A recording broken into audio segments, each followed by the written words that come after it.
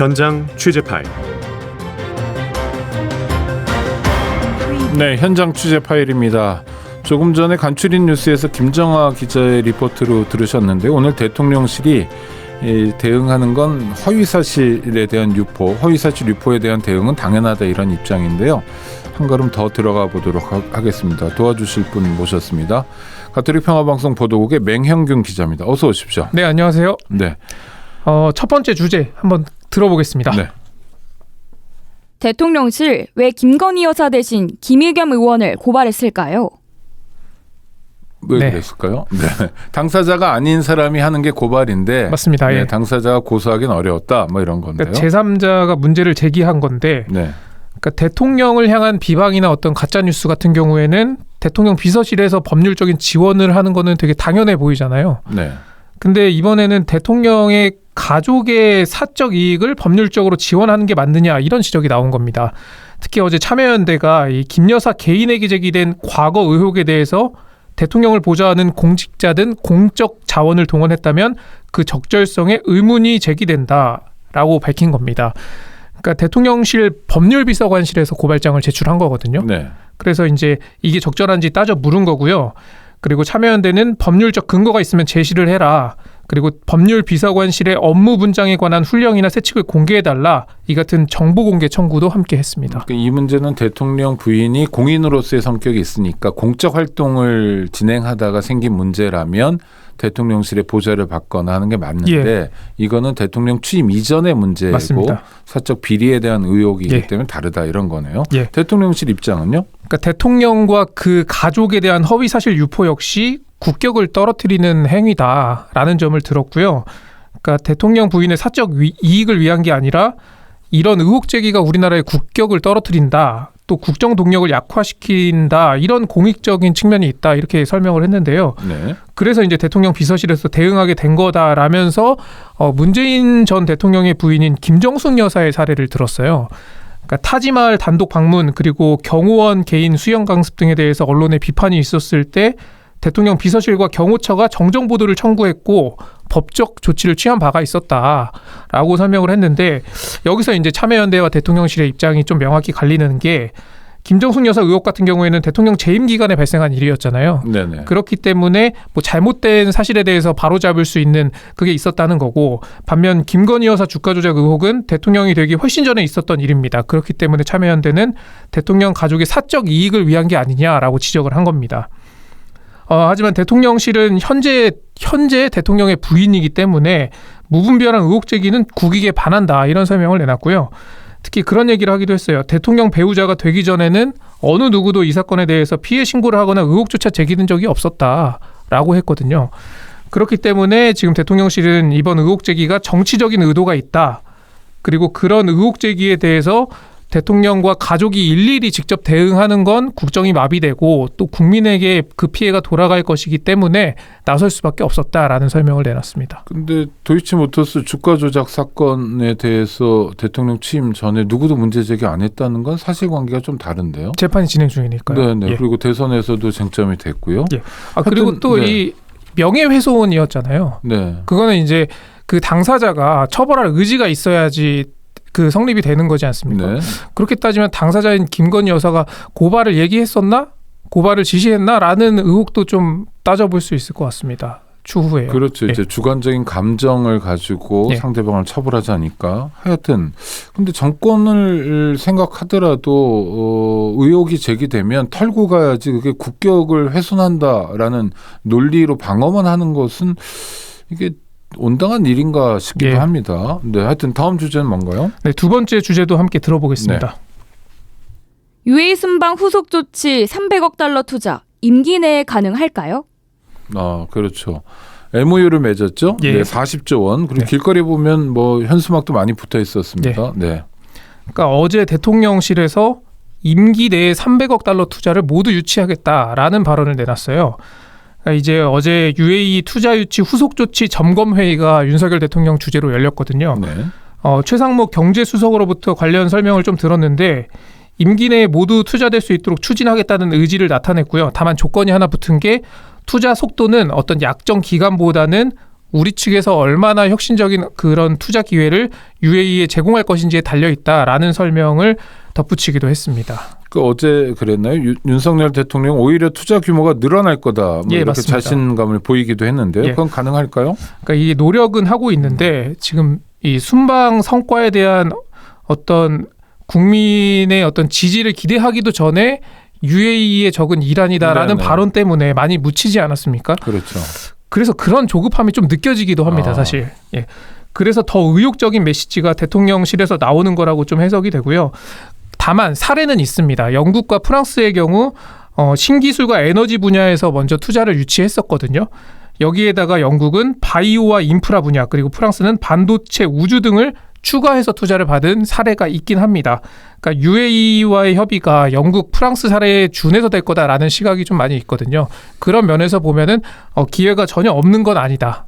그래서 이걸 어떻게 할 거냐 보면 한 UAE 투자 협력 플랫폼을 통해서 양국이 논의하는 구조고요. 이거는 고위급과 실무 채널로 나뉩니다. 또 이 플랫폼을 국내에서 뒷받침하는 건 UAE 투자협력위원회 정부 부처로 구성된 채널이 있고요. 또 민간이 함께하는 UAE 투자협력 네트워크가 출범할 예정입니다. 아무튼 뭐 경제적인 성과를 내는 거는 뭐 고맙고 뭐 아주 바람직한 일인데 예. 문제는 조급하면 맞습니다. 탈이 날 수도 있고요. 또 무리한 계약 같은 게 진행되면 오히려 우리가 손해 보는 거 아니냐 맞습니다. 이런 지적도 있을 수 있는 것 같은데요. 네, 다음 주제로 가보죠. 네, 마찬가지로 세 번째 주제 함께 들어보겠습니다. 부대변인과 대변인 공석. 대통령의 입이 없는 초유의 사태. 그러네요. 대변인이 없이 부대변인 체제로 온 것도 이상했는데 부대변인마저 그만뒀습니다. 아직 후임자가 정해지지 않았죠? 않았습니다. 네. 그러니까 사실상 지금 공석이죠. 초유의 상황이고요. 천효정 부대변인이 있긴 합니다. 네. 근데 이 천효정 부대변인은 뉴미디어 비서관 직무대리를 좀 겸하면서 주요 업무는 어떤 브리핑 일선에 나서는 것보다는 가짜뉴스 대응 그리고 매체 홍보에 좀 주력하고 있거든요.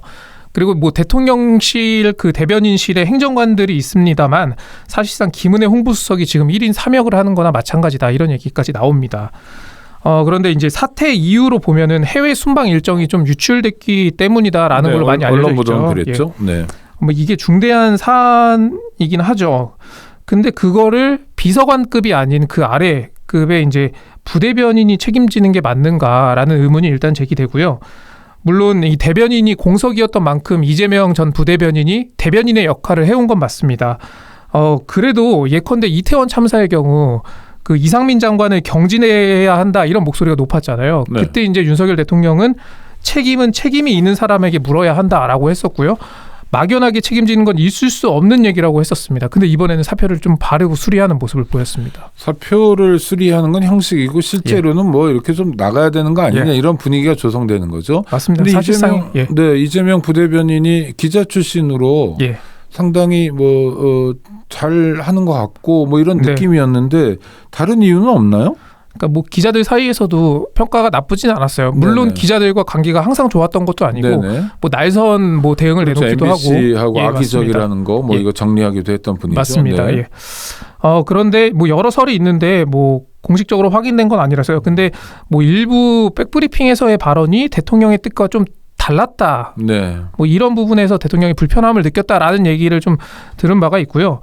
그럼에도 사실 일정 유출 문제가 지금 대통령실에서 말하는 것만큼 뭐 외교적으로도 큰 문제가 번졌다 이런 설명이라면 이건 사실 수석이 책임져야 하는 게 맞지 않나라는 생각도 해보게 됩니다. 그리고 지금 이제 윤석열 대통령이 용산으로 옮긴 이후로 가장 먼저 꼽았던 게 국민과의 소통이잖아요. 네, 약식회견 매일처럼 했었죠. 네, 그래서 이 국민과의 소통, 언론 소통 측면에서 분명히 지금 아쉽습니다. 그러니까 대변인과 부대변인은 기자들과 일선에서 소통하는 사람이잖아요. 물론 대변인뿐 아니라 대변인실의 어떤 행정관들을 통해서 기자들이 묻고 답할 수는 있는데 이 공식 석상의 브리핑장에 이제 모습을 드러내는 차관급인 수석 그리고 1급 비서관급인 대변인의 설명을 들으면은 보다 정보의 신뢰도가 높아지는 측면이 있잖아요. 그래서 이제 또 대변인과 수석 같은 경우에는 대통령의 일정을 동행하기 때문에 더 생생한 이야기를 세세하게 들을 수도 있고요.